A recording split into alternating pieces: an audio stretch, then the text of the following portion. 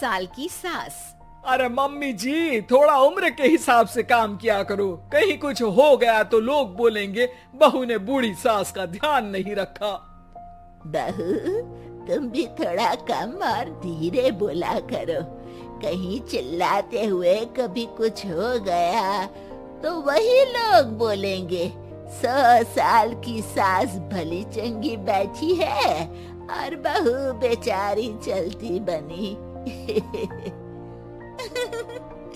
वैसे मम्मी जी, दादी बिल्कुल ठीक बोल रही हैं। हैं?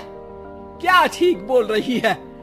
वो जो कुछ भी बोले वो सास है, पर तुम क्यों बोल रही हो? बहू होकर सास से जुबान लड़ाओगी क्या? ऐसा बोलते हुए निर्मला को धसका उठ जाता है।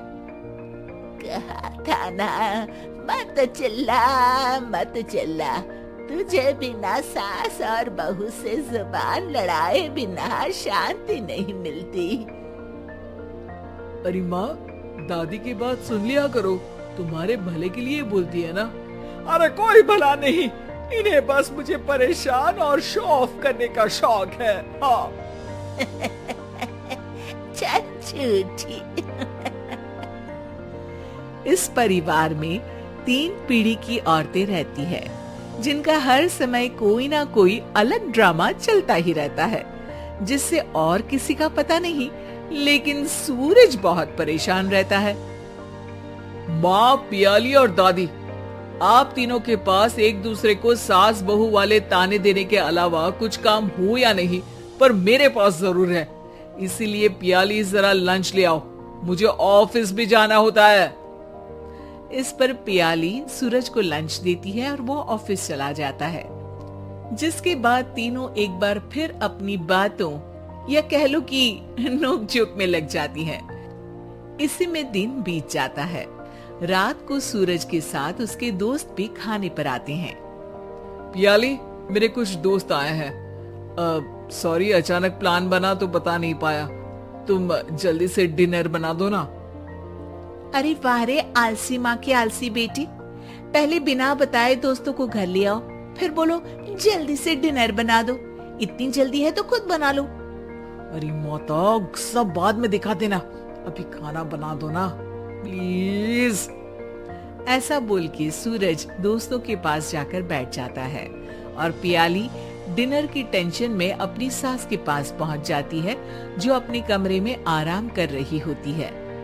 मम्मी, सूरज अचानक दोस्तों को घर ले आए हैं, क्या करूं अब? कुछ ऐसा बताओ ना जो जल्दी बन जाए और सर्व करते हुए भी अच्छा लगे। अरे रेस्टोरेंट से मंगा ले, दोबारा परेशान मत करना, सोने दे मुझे। इतने में दादी सास भी वहाँ आ जाती है। वाह, आलसी का आइडिया भी उसी की तरह बेकार है। कोरोना में बाहर से खाना मंगाएंगे। बहू, तुम सो ही जाओ, वही काम अच्छे से कर सकती हो। चल पियाली, मैं बताती हूँ क्या करना है। इस पर दादी सास पियाली के साथ मिलकर सारे मेहमानों के लिए खाना बनाती हैं, जिससे उन्हें ज्यादा मेहनत भी नहीं करनी पड़ती और सबका पेट भी भर जाता है। दादी के इस आइडिया से पियाली और सूरज बहुत इम्प्रेस हो जाते हैं। दादी, क्या यही खाना आपकी इस उम्र में इतना एक्टिव रहने और एंडलेस लाइफ का राज है? वैसे दादी ने आज तक राज किसी को बताया नहीं। इन्होंने ससुर जी तक को नहीं बताया, तभी तो वो ऊपर पहुंच गए और ये अभी तक यही है। तेरी सास मेरे ऊपर पहुंचने का ही इंतजार कर रही है, पर इस आलसी का ये सपना पूरा नहीं होने वाला। क्यों जी, अमर होने का वरदान लेकर आई हो क्या? अमर का पता नहीं, पर लगता है तुझसे लंबा जरूर जी लूंगी। इससे पहले कि दोनों सास बहू में कोई बहस शुरू होती, पियाली बीच में बोल पड़ती है। ठीक है, आप दोनों लड़ क्यों रही हैं? हम तो चाहते हैं कि आप दोनों हमारे साथ हमेशा रहें। पियाली की बातों पर दोनों शांत हो जाते हैं और उनकी लाइफ पहले जैसे चलने लगती है, जहां दादी सुबह जल्दी उठकर कुछ न कुछ काम करते हुए पूरा दिन बिताती है, तो वहीं निर्मला और पियाली लेट उठने से लेकर धीरे धीरे आलस में काम करना और जब मर्जी सो जाने से अपना दिन बिताती हैं। एक दिन निर्मला की सहेली उनके घर आती है। अरे क्यों रे निर्मला, कैसे चल रही है जिंदगी? सब बढ़िया, बस ये बुढ़िया ऊपर जाए तो ज्यादा अच्छा होगा। अरे ऐसा क्यों बोलती हो? तुम्हें तो उनसे सीखना चाहिए, वो बहुत फुर्तीली हैं। मैं उन्हें रोज मॉर्निंग वॉक करते हुए देखती हूँ, और वहीं तुम और तुम्हारी बहू है जिन्होंने शायद सुबह का सूरज आज तक देखा ही नहीं होगा।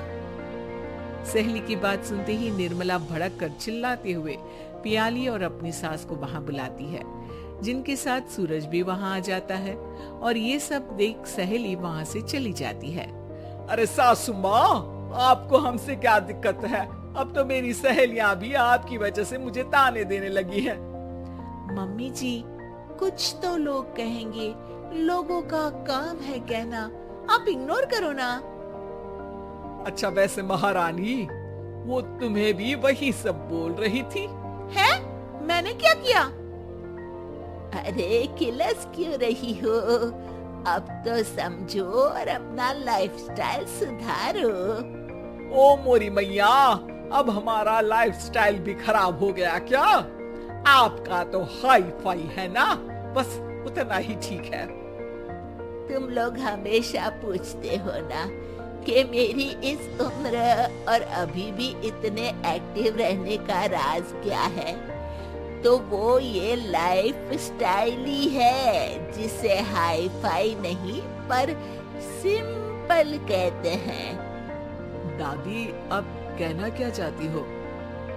यही कि मैंने अपनी जिंदगी में बहुत किताबें पढ़ी हैं, जिनमें एक किताब से मुझे ये समझ में आया कि हम कितने गलत तरीके से जिंदगी जीते हैं। उसी के बाद मैंने एक अच्छे जीवन के लिए इकिगाई रूल अपनाया, जिसका मकसद तो सिर्फ अच्छा जीवन जीना था। इतना लंबा कैसे जी गई, मुझे खुद अचंभा होता है।